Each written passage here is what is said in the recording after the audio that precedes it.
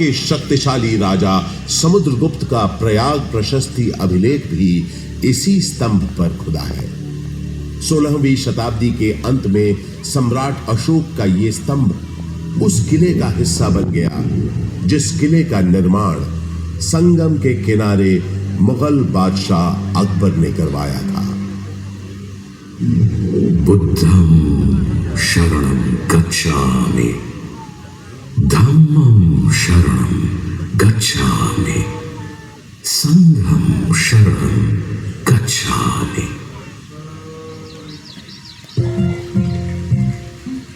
हजारों वर्ष पुराने इस प्रयाग नामक नगर के आध्यात्मिक और धार्मिक महत्व से बादशाह अकबर इतने प्रभावित हुए कि उन्होंने यहाँ एक नया शहर भी बसा दिया और उसका नाम रखा इलाहाबाद, जो वक्त के साथ साथ बन गया इलाहाबाद।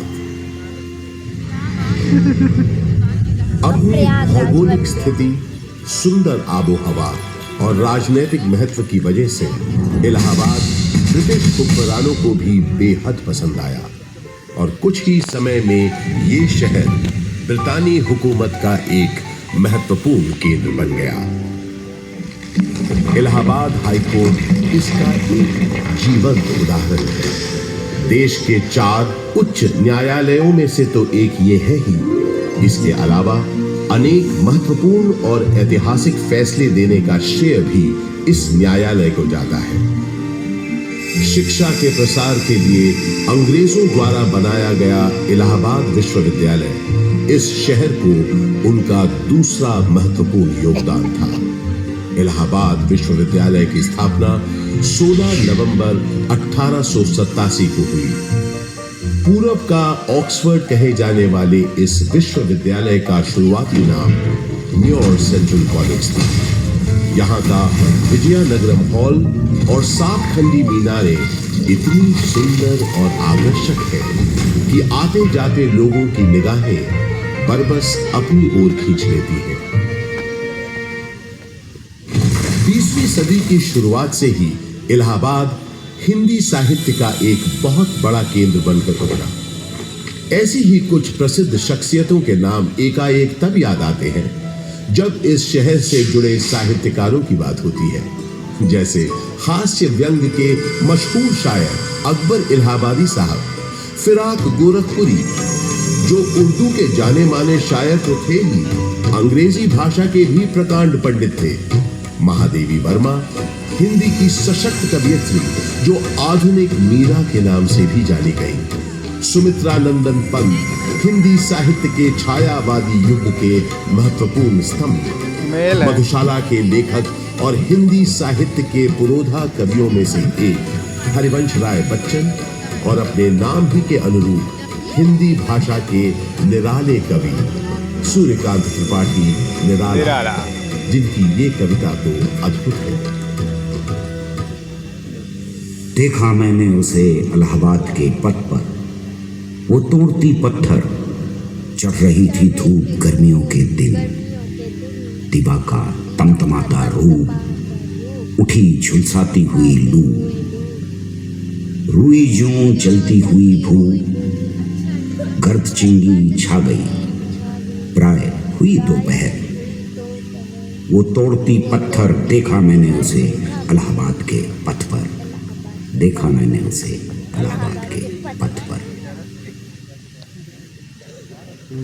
कला और साहित्य के साथ साथ राजनीति का भी खास गढ़ रहा है प्रयागराज।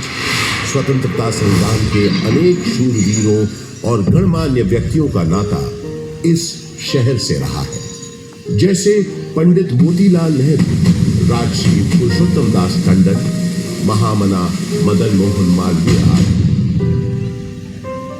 स्वतंत्र भारत के पहले प्रधानमंत्री पंडित जवाहरलाल नेहरू का जन्म इसी शहर में हुआ था। उनका घर आनंद भवन स्वाधीनता संग्राम की गतिविधियों का एक बड़ा केंद्र था, जिसकी वजह से प्रयागराज भी आजादी की लड़ाई का एक महत्वपूर्ण हिस्सा बन गया। आजादी की बातें करें तो मुझे याद आता है सन 1857 का स्वाधीनता संग्राम, जिसका गवाह मैं खुद रहा हूं। अनेकों भीषण लड़ाइयां। एक बात तो मुझे लगा, हमें विदेशी हुकूमत से लेकिन इसे बदकिस्मती कहे अंत में हासिल हुआ। परंतु इन युद्ध की वजह से इलाहाबाद एक दिन के लिए ही सही भारत की राजधानी बना। वो दिन था 1 नवंबर 1858। उस दिन प्रयागराज के मिंटो पार्क में एक शाही दरबार लगा था, जिसमें लॉर्ड कैनिंग ने महारानी विक्टोरिया का महत्वपूर्ण घोषणा पत्र पढ़ा। आज 1 नवंबर 1858 के दिन से हिंदुस्तान में ईस्ट इंडिया कंपनी का राज खत्म होता है। अब से इंडिया में मलिका विक्टोरिया का राज होगा। ब्रिटिश ताज की हुकूमत होगी यहाँ। 1 नवंबर 1858। उस दौर से निकलकर समय के साथ थोड़ा आगे बढ़े तो मुझे याद आता है अपने चारों ओर बाहें फैलाए ये विशाल पार्क, जिसके आंगन में खड़ा मैं आज आपको ये कहानी सुना रहा हूं। बात सन 1870 की है, जब एडिनबर्ग के ड्यूक एल्फ्रेड साहब इलाहाबाद आए थे।